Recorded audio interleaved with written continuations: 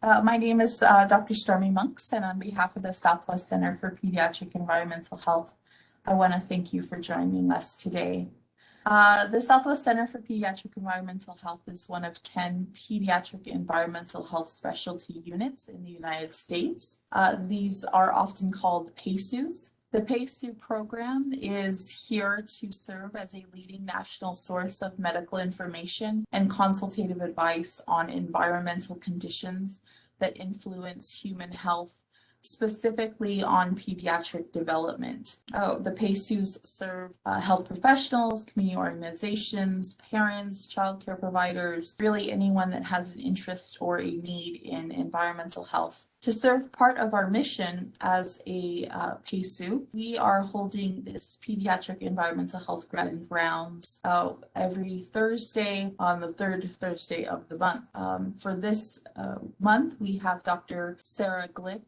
She is speaking to us on asthma, air pollution, and the updated WHO air quality guidelines. Before we move forward and introduce her, I want to let you all know that you will be muted during the presentation. So if you have any comments or any questions, we ask that you put that into the chat or the Q&A portion on the side of your screen. And Ms. Moraima Baron will read those off to Dr. Glick at the end of the talk. We also want to thank our partners at the EPA and the Agency for Toxic Substances and Disease Registry, as well as the American Academy of Pediatrics. Without these organizations, the work of the PACU would not exist. We would also like to let you know that you can receive CME as well as CNE credits for this presentation. And if you're interested in those, we ask that you please stay for the remainder of the hour, and then you can contact Ms. Moraima Baron and she can give you information on how to claim those credits as well. Next month, we will be joined by Dr. Chris Wyant. He is the retired founding president and CEO of the Caring for Colorado Foundation. He is also the executive director for the Tri-County Health Department. He'll be discussing PFAS and its impact on our society. If you look in the news today, you're going to hear a lot about PFAS, and so he'll be explaining some of that information to us next month on February 17th, again at 11 a.m. Mountain Time. If you're looking for any further information on pediatric environmental health issues, please go to the PACU National Classroom. And without further ado, I want to introduce Dr. Sarah Glick. Dr. Sarah Glick is a board-certified pediatrician from New Jersey. She received her medical degree from Cornell and completed her residency training with the Air Force in Dayton, Ohio. She's presently living in Switzerland and working with an environmental health research group to better understand the systematic effects of pollen exposure. Again, we are very fortunate to have Dr. Glick with us, and on behalf of the Southwest Center for Pediatric Environmental Health, we would like to offer her a warm welcome. Thank you, Dr. Glick, for joining us. Oh, thank you so much, Dr. Monks, for that wonderful introduction, and I appreciate you allowing me to come today. Thank you so much. It's a pleasure to join, and today I will be discussing the effects of outdoor air pollution on childhood asthma. I have no conflicts of interest to disclose. There are three objectives for today's conference. First, I will be discussing how childhood exposure to outdoor air pollutants impacts both the incidence of asthma and also the morbidity associated with pediatric asthma. Second, I will review the EPA's air quality standards for 3 outdoor air pollutants and discuss how these differ from the WHO's 2021 air quality guidelines, which were recently published. And finally, I will discuss some outdoor air pollution monitoring tools that you can use in your clinical practice and also which you can share with families. So let's get started with our discussion, and we'll start with outdoor air pollution exposure in childhood and the impact on childhood asthma. So pediatric asthma, as you all know, is a complex disease with multiple phenotypes, and that includes allergic and non-allergic asthma. And we know that asthma incidence is multifactorial with contributions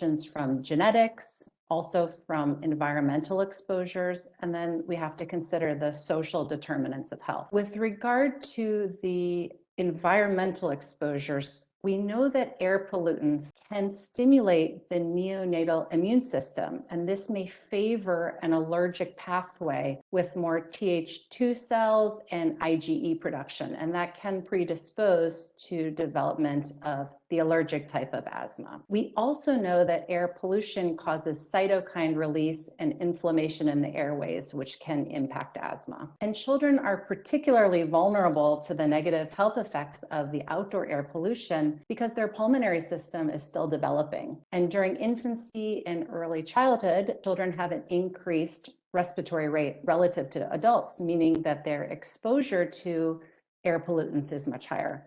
And finally, they spend more time outdoors, so they also have an increased exposure there. This topic is important to consider because approximately 7% or 5 million children in the US currently have a diagnosis of asthma. So there's a huge impact on all aspects of the healthcare system as well as the educational system. We know from data released by the CDC that approximately 50% of children with asthma are missing at least one day of the school year each year related to their asthma. For healthcare providers, there's almost 3 million outpatient visits, which are attributable to pediatric asthma. And then for children with uncontrolled asthma, there's the utilization and the costs from a large number of emergency department visits. And while pediatric asthma deaths are not common, there are still approximately 3 deaths per 1 million children with asthma each year. And it's almost 4 times higher in non-Hispanic Black youth. So thinking about ways that we can reduce the incidence and also reduce the burden of pediatric asthma is a very important public health priority for us in the US. Now, focusing on the outdoor air pollution, we know it's a complex and very dynamic, constantly changing.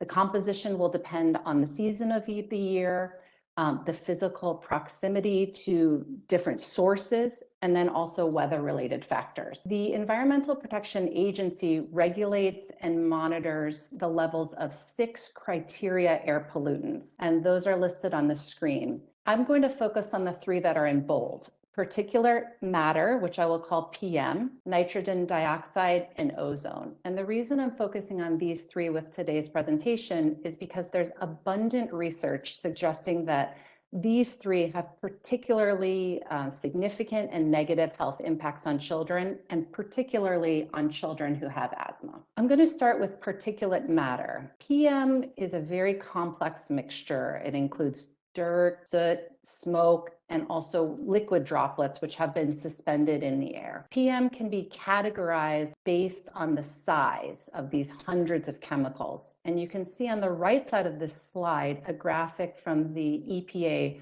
which shows the size of different PM particles relative to a single human hair. The PM 2.5 particles are less than 2.5 micrometers in diameter versus the PM 10 particles, which are 2.5 to less than 10 micrometers in diameter. And the size of this particulate matter is quite important because it greatly impacts how deeply those particles can penetrate the respiratory tract. With PM 2.5, which you'll hear me discussing repeatedly today, this is largely produced from the combustion of fuels, and these particles can reach even the smallest airways in children and adults and even enter the circulatory system. And I will discuss a little bit later in the grand rounds how PM has been linked with both asthma incidence as well as poor asthma control. The biggest sources, The biggest sources of PM are vehicles and industry, basically wherever there's a fossil fuel combustion. Other sources include construction work or mining. But we also have to consider that PM can come from natural sources such as wildfires or volcanoes. And in recent decades, we've all been following the news, we know that wildfires have been a huge contributor to outdoor air pollution. And PM 2.5 can rise very, very quickly during a wildfire event. And now environmental agencies estimate that Approximately 1/3 of the PM 2.5 in our atmosphere is actually coming from these wildfires. To give you one example, in California in 2020, the average PM 2.5 level was around 9. And with those big wildfire events in California, it went up to over 200. So this has a huge impact on children with asthma. Nitrogen dioxide, also known as NO2, is a reactive gas, which is also formed during the burning of fossil fuels. Like with PM, the emission sources are the same. It's predominantly from vehicles and also from power plants. And nitrogen dioxide is going to be important for our discussion with regards to pediatric asthma because it's a very strong respiratory irritant. And I'll discuss a little bit later on how nitrogen dioxide has been linked with an increased asthma incidence in children. And I'm going to show on the next slide when I'm talking about ozone that nitrogen dioxide and more generally oxides of nitrogen are a component in the formation of ozone, which is another air pollutant which can really affect asthma control in children. Talking now about ground level ozone, it makes me want to just point out that there are two kinds of ozone. Stratospheric ozone, which we call the good ozone, is found in the upper atmosphere, and this is what protects our planet from ultraviolet radiation. I contrast that with ground level ozone, which I will call the bad ozone, and this is the air pollutant which is monitored by the EPA. And this is one of the biggest triggers, and I don't think we talk about this enough when we're talking to families about asthma. It's a huge trigger of pediatric asthma exacerbations. And this ground level ozone is formed when oxides of nitrogen and volatile organic compounds mix with heat and sunlight. And you tend to get this a lot near high traffic areas. Ground level ozone can be thought of as a secondary pollutant, which is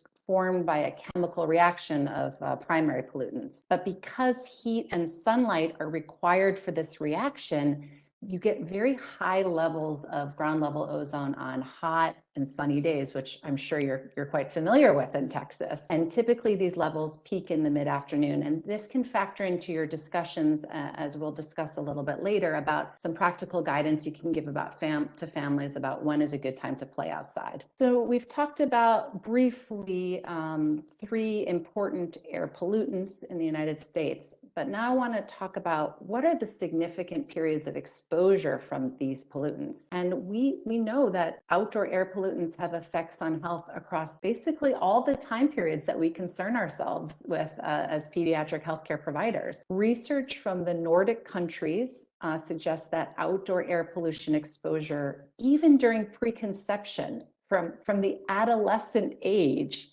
increases the incidence of asthma in offspring. And this proposed mechanism is related to epigenetics. There's a huge amount of evidence that PM and nitrogen dioxide exposure during the prenatal and the early postnatal periods increases the incidence of asthma. And that's something that we could potentially modify to just decrease the number of children even being diagnosed with asthma. We also know that PM and ozone exposure during this early childhood period and into adolescence has negative impacts on pulmonary function, which can be lifelong. And finally, we know that PM and ozone exposure, and to a lesser extent, nitrogen dioxide, will increase asthma exacerbations, emergency department visits, and hospitalization. So I would say that there's really not a safe time to be exposed to air pollution in terms of your asthma risks. Let's look a bit closer at some of the evidence which has associated outdoor air pollution exposure with childhood asthma. In 2020, the American Thoracic Society had a workshop and published those results. And the reason they had this workshop was to determine whether air pollution is a causal factor in the development of asthma. And they were looking at both childhood and adult asthma. But with regard to the childhood asthma, they said that there's a consistent positive association with exposure to traffic-related air pollution. And that's really what involves the particulate matter and the nitrogen dioxide. And evidence from follow-up publications has suggested that 13% of the global incidence of pediatric asthma may be attributed just to that nitrogen dioxide exposure. So it's quite a significant contributor. I've referenced on this slide 3 high-quality publications, but there are many systematic reviews and meta-analyses and birth cohorts in the literature which have shown this association. And for each air pollutant, I've written the odds ratio of childhood asthma based on an increased exposure to that particular pollutant. And if you just look at those numbers, you can see that even small increases, for instance, 1 or 2 micrograms per meter cube in PM 2.5 can increase your risk of, or your odds of asthma by 3%, 14%.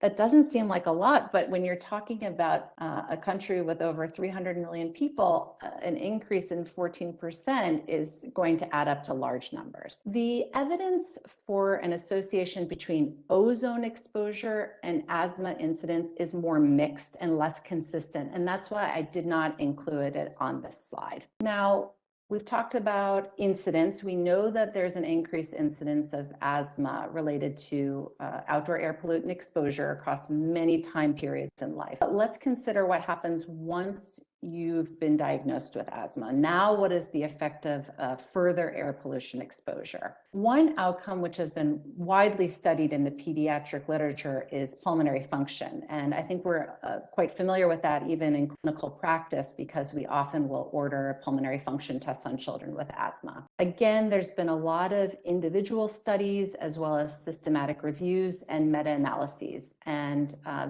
the biggest outcomes they've considered are FEV1, FVC, and the FEV1 FVC ratio. And what you're consistently seeing are acute declines in those numbers. And this is related to exposure to PM 2.5, PM 10, and the ground level ozone. For nitrogen dioxide, these results have been less consistent. And so it's not as clear if there's an acute negative effect on, say, a single day with high nitrogen dioxide exposure on a short-term basis. But I want to be a little bit, I want to hedge a little bit on that. And the reason for that is it can be quite difficult with this research to separate the individual effect of a single air pollutant, say nitrogen dioxide, from a pollution mixture like you find with vehicle emissions, where we know there's lots of different chemicals coming out of the tailpipe. And I'm going to spend some time here talking about the chronic effects of ongoing outdoor air pollution on pulmonary function, because I think this is quite interesting. When we do a pulmonary function test, it's a single snapshot of that particular moment in time, and we know that this number can vary quite a lot based on the child's health of that moment. But with long-term observational studies, such as you have with birth cohorts, where children are followed into their adolescence or even until they're 20 years of age, you can repeatedly measure the pulmonary function, and you can better understand the impact of a long-term environmental exposure on the lung function growth. So how that lung function and those absolute numbers of FEV1 and FVC change over time. And the graphic in this slide is from a 2021 publication which reviewed those chronic effects of air pollution on the pulmonary function growth. Scenario A at the very top of this figure, and what is shown in orange, is the normal trajectory that we expect with lung function growth. Typically, you have this steep increase in the FEV1. It tends to peak in late adolescence, and then you have this relative plateauing in the 20s. It's hypothesized that air pollution exposure during the prenatal period, as well as early childhood, results in reduced lung function growth. So what you see with scenario B in blue, you have children who are born prematurely, and compared to children in orange with normal growth, they track pretty much in parallel, although with a slightly lower FEV1, but you still see that normal uptick in their FEV1 growth. and then reaching a maximum in the late teens and a relative plateau. So you have overall a very small deficit in the FEV1. But compare this with scenario D, which is in the magenta color. And this is proposed to be children who have a very, very large exposure to outdoor air pollution in that prenatal and early childhood period. And with these children and with this curve, you see a stunting of that lung function growth and a blunting of the peak FEV1. So they never reach as that 100% of what's expected for their height. And although even this, you still kind of see a relative plateauing in the 20s. So they don't get as high with the FEV1, but they can hang on to what they have if that air pollution exposure is not ongoing. And then finally, you have this purple color C and then this green color E. And with both of these, this represents a scenario where you have persistent and kind of sustained high exposures to air pollution throughout childhood. And with both of these instances, you hit a certain FEV1 in the 18-19 age range, and then you start to get this early decline in the lung function, even in the 20s up until age 30.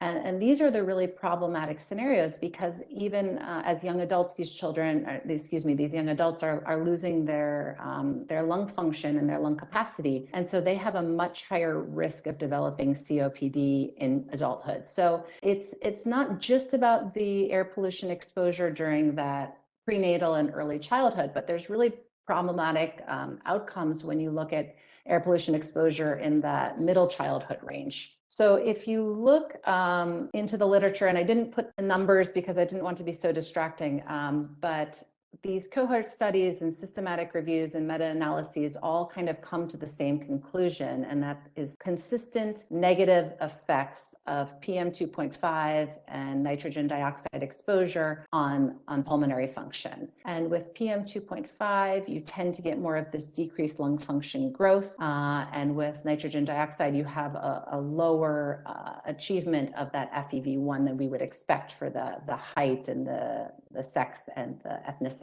There's a less consistent association between pulmonary function and chronic exposure with PM10 and also with ozone.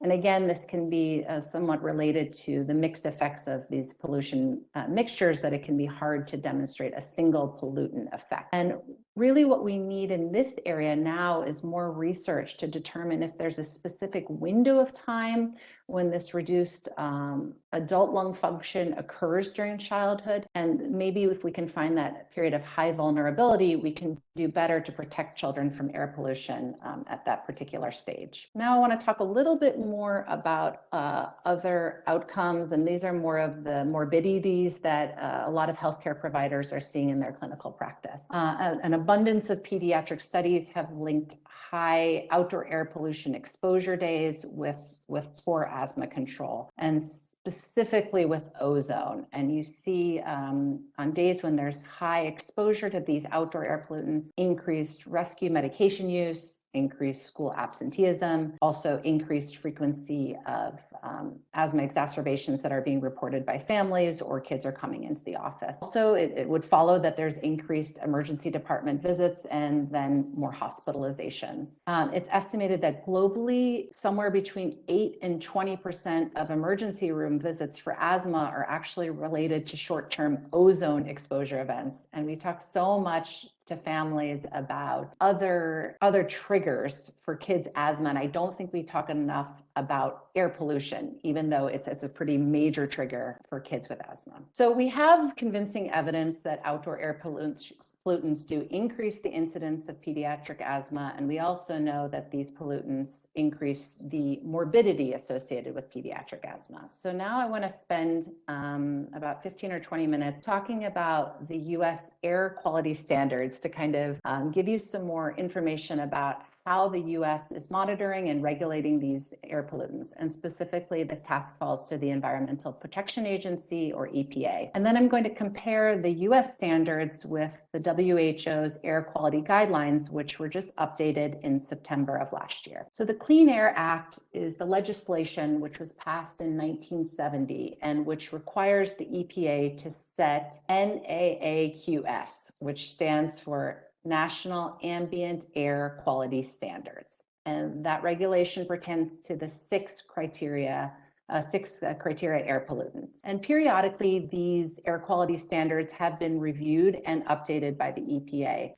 As you see on this slide, for PM, the current standards were set in 2013, and they were upheld without any change in 2020. Although it's interesting because in 2021, the EPA did release some information that they're going to again reconsider those standards more urgently. So we'll have to see what happens if they lower the standards. With nitrogen dioxide, the standard was set in 2010 and upheld in 2018. And with ground level ozone, the standard was set in 2015 and also held up in 2020. So these standards are legally binding, and states must monitor and also report their average levels for these criteria air pollutants. And when states have levels which are below these air quality standards, which is a good thing, then they are said to be in attainment of the standard. And then you compare that with states which have levels which are above the standards, meaning they have higher air pollution levels than would be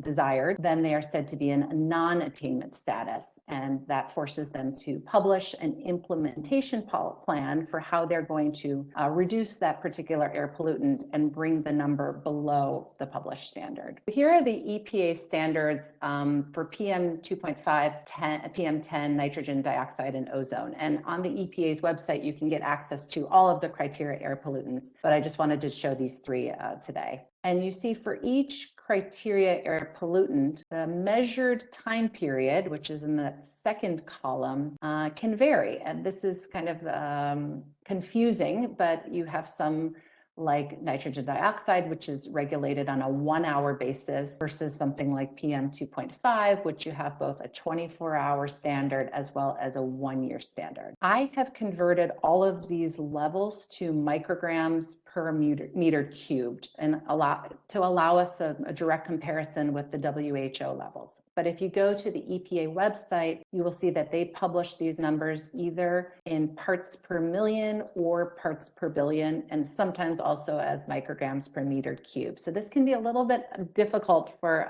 lay people to interpret, and even for public health professionals to interpret. Things can be somewhat easy to understand for something like PM 2.5 and 1-year average.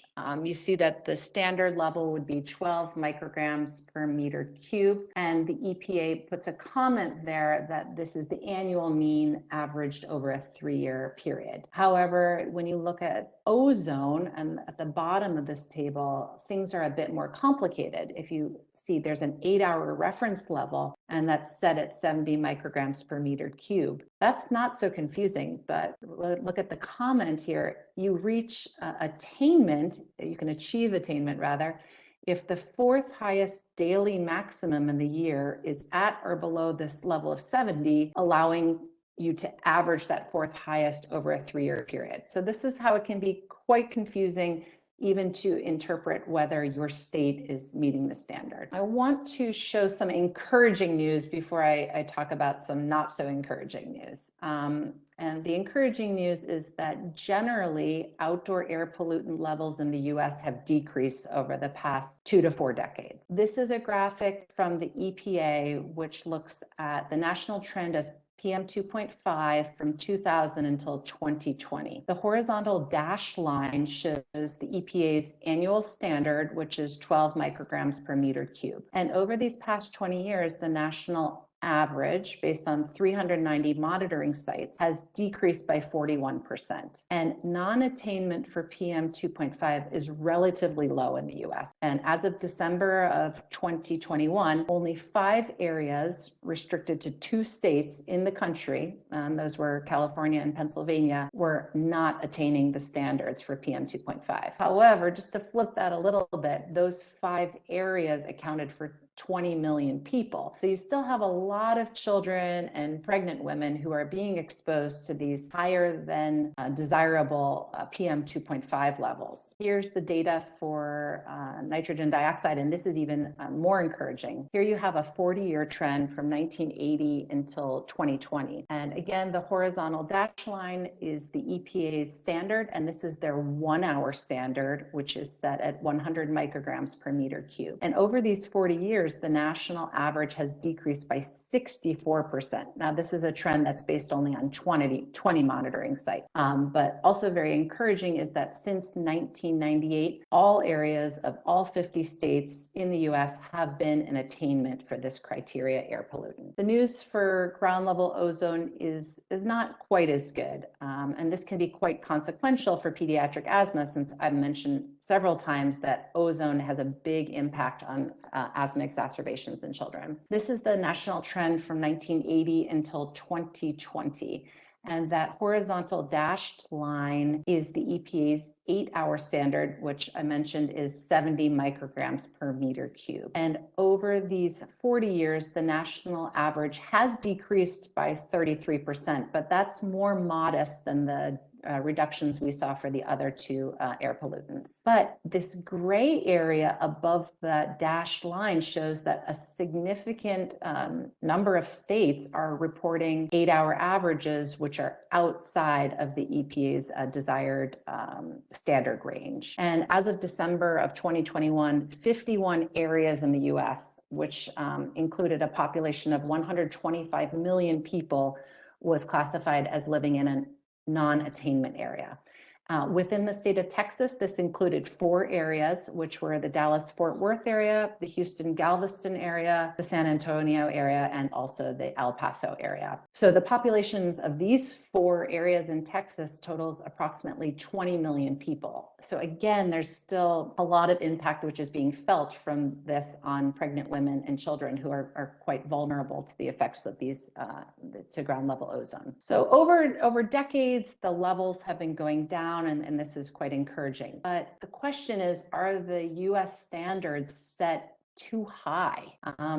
I suggest this question because new evidence is emerging from Europe, which I'm following quite closely in my research work, that negative health effects from air pollution occur even at very low levels of air pollution. And this would include levels which are below the EU as well as the US standards for the moment. And there's a ongoing study in Europe called the ELAPSE study, which includes data from over 35 million individuals. So it's quite a robust data set. And the ELAPSE study has been focused on 3 main air pollutants, namely PM 2.5, nitrogen dioxide, and ground level ozone. But they're very focused on adult outcomes. They have not looked at pediatric outcomes yet. And the main things that they're looking at are mortality, but also looking at some pulmonary and cardiac morbidities, including asthma. And just last year, there was a publication which focused on adult onset asthma. So these incident cases after the age of 18 years. And the authors were able to conclude that even low levels of air pollution exposure, as low as 5 micrograms per meter cube for PM 2.5 and 10 micrograms per meter cube for nitrogen dioxide, increased significantly the risk of new onset asthma. In parentheses, you can see how these levels compare with our current EPA standards. So in the European environmental health community, there's been a lot of discussion, a lot of questions being asked are whether the EU standards are too high. And I think that this trend will also be happening in the US, that there's going to be a closer reevaluation of these standards because we know that the health effects are happening even at much lower levels than we're currently regulating for. So now I want to compare the US standards with the WHO standards. In September of last year, the WHO released a 300-page document, so it makes for some nice bedtime reading. And these were their new long-awaited air quality guidelines. And this was based on a systematic review of over 500 articles. And this was a major update for them because the last guidelines were released in 2005. And now there's much stronger evidence which associates air pollution exposure with mortality and morbidity. And the WHO guidelines address 6 pollutants, which you see listed here. And I will focus on, again, PM 2.5, PM 10, ground level ozone, and the nitrogen dioxide. The WHO really emphasized in this publication that air pollution has the same level of a negative health impact as unhealthy diet and smoking. And those are areas that we have given a huge amount of attention to in the public health community over the last decades, especially smoking. So they're trying to say, like, air pollution is something we really need to be paying attention to in terms of health outcomes. And there's also an acknowledgement that the effects of air pollution exposure are not evenly distributed. And there's a lot of inequality, particularly in developing nations. And you see on the slide, I've put in this one statistic that 91% of the approximately 4.2 million annual premature deaths, which are attributable to air pollution, are occurring in low and middle income countries. But even within our own country, which is a high income country, we know that there's a lot of inequality based on your zip code and how close you're living to major roadways and factories. So it's something that we need to pay attention to in the US also. So here you can see the 2021 WHO air quality guidelines. And I want you to focus on the yellow box on the far right, which is what the long range target is for these guidelines. What's interesting is with this revision, the WHO has also introduced interim targets, fairly acknowledges that major changes like constructing these huge monitoring networks and shifting towards renewable energy sources, conversion to electric vehicles, this cannot happen instantaneously. So we'll be able to judge in the future how realistic the final target is, as well as these interim targets, particularly for low and middle income countries, or within the US, low and middle income zip codes, which just don't have the same resources for modifying the infrastructure. And I keep saying these are guidelines, and that's because what the WHO publishes is not legally enforceable. These guidelines must be converted into regulations on a country by country level. In 2022, the EU, the European Union, is set to reevaluate the EU's air quality standards. So this may be a first indication of the impact that this publication is going to have on other countries' regulations of air pollution. So I think this is probably one of the more interesting slides in the presentation, and this is the side-by-side comparison between the US's standards from the EPA and the 2021 WHO guidelines. And there's not always a direct comparison. For instance, the US does not currently have an annual average concentration for PM10. So that's why I've left that square blank. But generally, you see that the US and the EPA is more permissive. They allow higher air pollution levels than this WHO guideline.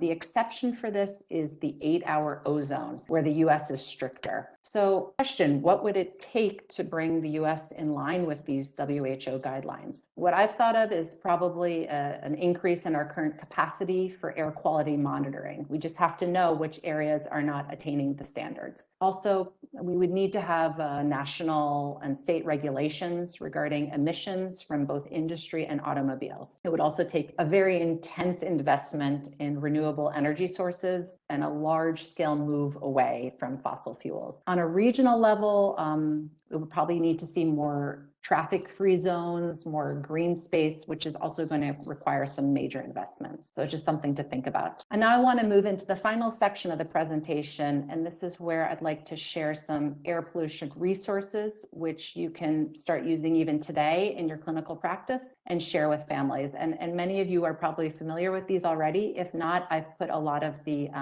website addresses into the presentation. So we've talked a lot about how poor air quality is detrimental to children with asthma, but we need to be able to know what is the local air quality for that particular day. And I'm going to talk a lot about the Air Now platform, which is hosted by the EPA. It's a website and also a free mobile application, which you can download to your phone. The Air Now system takes the individual air pollution levels and converts it to an air quality index. And this number can range from 0 to 500. Generally, an air quality index number of 100, which is what occurs in that border region between the yellow and orange zones, corresponds with the National Ambient Air Quality Standard level, which the EPA has set for that specific pollutant.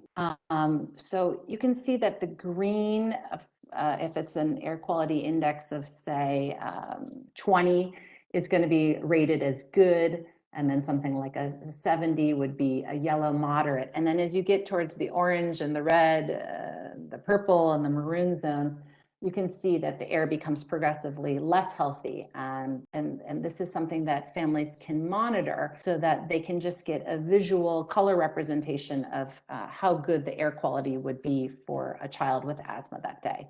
You can see already in the orange range, it's listed as unhealthy for sensitive groups, and that would include children with asthma. So here's an example that I pulled off the AirNow website for what a display would look like. And this was last week on Wednesday for El Paso.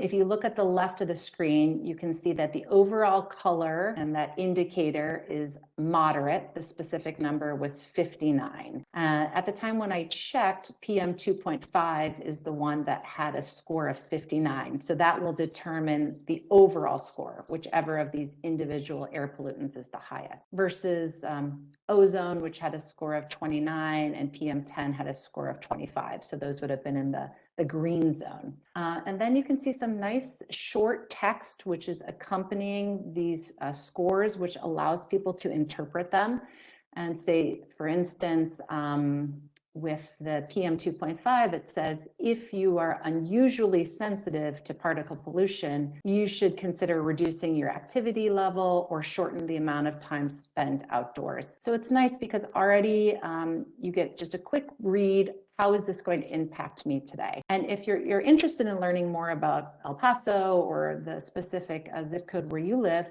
you can go onto this website and you can get the historical levels for that zip code on an hourly, a daily, weekly, monthly basis. So it can be really informative. So this relies on you checking this app or checking this website every day, and that's really cumbersome. People might do it once or twice, but this is going to fall off their radar really quickly. So the EPA has also solved that problem by establishing the EnviroFlash daily forecast. And if you register your email address and register your particular zip code, you will have a daily air quality notification sent directly to your inbox. And you will also get some helpful tips, again, how to respond to the forecast for that day and also the next day.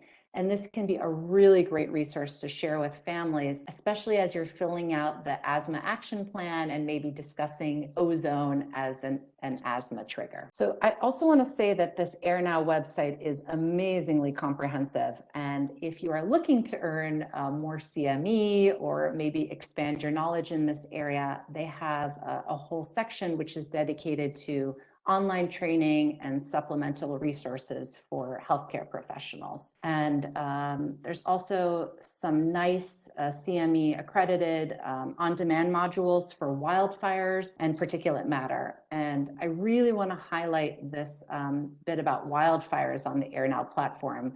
It's very comprehensive. So when that wildfire season starts, they offer a really good high quality resolution, real-time fire and smoke map, which is based on the zip code, and that can be helpful to share with families as well. There's also a super fantastic program for schools, which some of you, if you interact with school districts, might be interested to learn more about. And this takes that air quality index and turns it into a flag program where the corresponding flag color is actually flown, and then children and teachers can get a visual representation of what the air quality is for that day. They have English and Spanish language materials, which are available freely for download, and this provides a lot of supplemental education to the kids and the teachers and the administrators about air quality. So it can be really cool for teaching kids about this topic. And overall, the flag set can be purchased for about $100. I just want to show you on the right the schools in El Paso which have registered. So obviously there's room to add a lot more schools to this list, but it's really nice to see that some schools in the local area have already taken up this program. And these are my final little tips that you might be able to share with families. I think it's just so important to teach them that air pollution can be a really important exposure and that they are able to freely and easily monitor the air pollution in their zip code. And on days when that air quality index is in the orange range or above, they need to have their MDI ready, and they need to be thinking about minimizing their outdoor exposure. Specifically for ozone, it would be great to schedule and prioritize that outdoor play in the mornings when typically the ozone levels are lower. And then when air quality is particularly poor, maybe those days in August, they should think about keeping the windows closed. And if they have a HEPA air purifier, they can run that in the room where the child is located. So in conclusion, I'd like to reemphasize a few points that we've discussed today. First is that exposure to outdoor air pollution, particularly PM and nitrogen dioxide, increases the incidence of childhood asthma. And once asthma has been diagnosed, then outdoor air pollutants such as PM and ozone are quite detrimental to lung function as well as asthma control. We talked today about how the US EPA is responsible for regulating air quality and how they maintain the air quality standards. And I also discussed with you how these standards are generally higher than the guidelines which were released by the WHO last year. And finally, we spent the last 10 minutes talking about the AirNow platform, which is a high quality and very helpful resource for learning more about air pollution and how you can or your families can monitor air quality in the local level. So here are my references, and I thank you for your attention, and I welcome any questions that you might have.